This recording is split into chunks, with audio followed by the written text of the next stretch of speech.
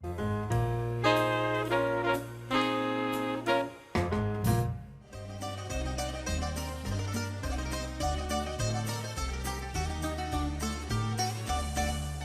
in the heart of Greektown. We're right smack in the middle of Greektown.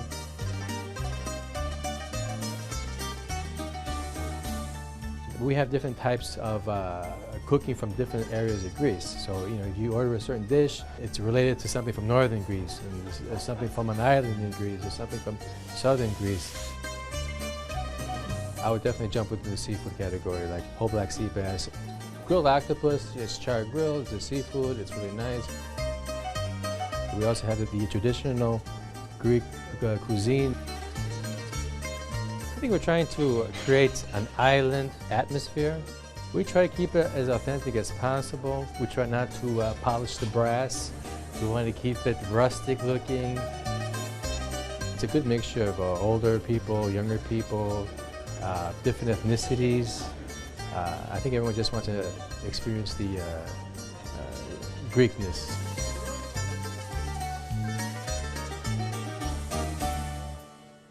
So, Vula, of the 2,200 restaurants in the city of Chicago that are owned by Greeks, you picked Santorini. Tell us why. Well, Santorini is one of my favorite islands in Greece, first and foremost. But secondly, I love the fact that I can go to Santorini and really feel like I'm there. Same situation as you mentioned. You walk in and you really get a feel of the island. What I love most about Santorini is you can take the seafood, and it's just plain old seafood, but really put in that Greek little touch to it that makes it very authentic. Tell us about some of your favorite things that you like to get on the menu. A little bit of everything. Shrimp turco limono. It's taking the seafood, taking shrimp, and baking it in a tomato sauce, and covering that with feta cheese, which is one of my favorite things. I like the fried. It'd be sacrilegious if you didn't like feta cheese, right? Probably. I'd probably get in a lot of trouble. Okay, well, Jeff, the Greeks are certainly famous for their love of food and their hospitality. How was your experience? I would say fair to decent. It started out great. I mean, we had wonderful appetizers. We had the domates, and I'm going to try and get the Greek accent in here now. I don't know how I'm doing with that, but we'll try. Those were excellent. And we also had the flaming cheese, and I got the oppa. Saganaki. Yeah, it was just... Which was actually invented here in Chicago. It was not traditionally a flaming style. They pour brandy over it now. It was actually invented by a neighboring Greek restaurant. So the appetizers were great. When we got to the entrees, that's kind of where it became a little hit or miss. I had the sea bass, which I was really looking forward to, and the server was wonderful. Filleted at the table, great job, not a bone in it. I mean, he may have done the best job I've ever had tableside filleting. They do that very well. But the Greek chicken, which was recommended by the server, lost it because it was kind of like teriyaki. You know, I was expecting lemon and olive oil and lots of herbs, and he was very disappointed when we said to him, this is teriyaki tasting. Did have the lamb chops, one of the other parties, and the lamb was excellent, excellent. I love my waiter. I just love the waiter. Yeah. He was the most adorable little man who wouldn't let me order what I wanted to at first. He just talked me out of it completely because he thought, you're not going to like that.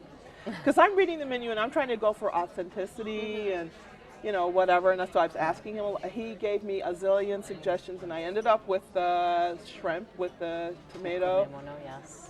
Oh, How do you pronounce that? yes. Turco limono. Turco limono. My Jamaican, Trinidadian, whatever it was. Maybe it sounded Mexican, my accent. Well, so what I actually ended up doing was ordering stuff that I'd had at another Greek restaurant, one of its competitors. I had exactly the same thing, and I have to tell you, it was heads and tails above. You had the taramosalada? I How did I do truly there? did. Was that You okay? did that? Okay, Yeah, good. I love it. I did have that, and I didn't want to put that down. I was just a little disappointed because I wanted to throw the plates, you know? I thought they ought to be able to have a plate menu that you could buy the plates so that you could throw them, and there's that huge fireplace just begging for plates to be thrown. And We've we got a didn't- whole nother side to Well, her I'm right just now. saying. I mean, Do they really do that? I mean, does that really happen? I've been asked that question 100 I mean, times. seriously. I have experienced it once in my life in Greece, in the village, in the mountains, at a wedding, and I crawled under a table and was very scared. Well, I'm going to say something here. I love Greek wine. I just adore it. I think it's great. I think it's one of the best bargains out there. And of course, not Ritsina, but like No, the good no. right, stuff. the good stuff. Right, thank you. There is some good Greek wine out there.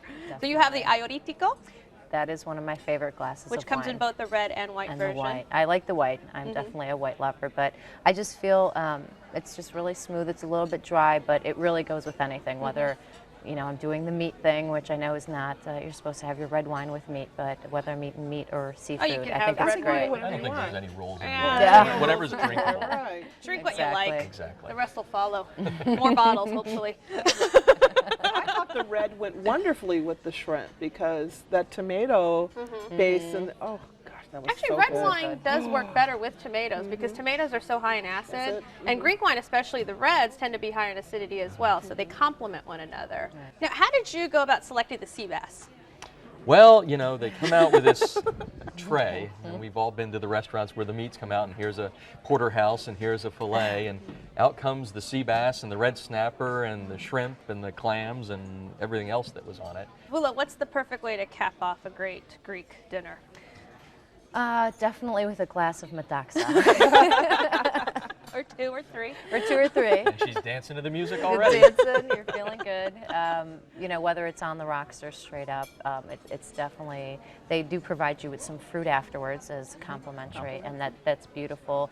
You just set down your metaxa and make your way over to do some Greek dancing. Well, Vula, you recommended Santorini. Sum it up for us. Santorini, whether you're going on an intimate date or with a group of friends, it's a great place to try authentic seafood with a Greek influence. All right. Karen?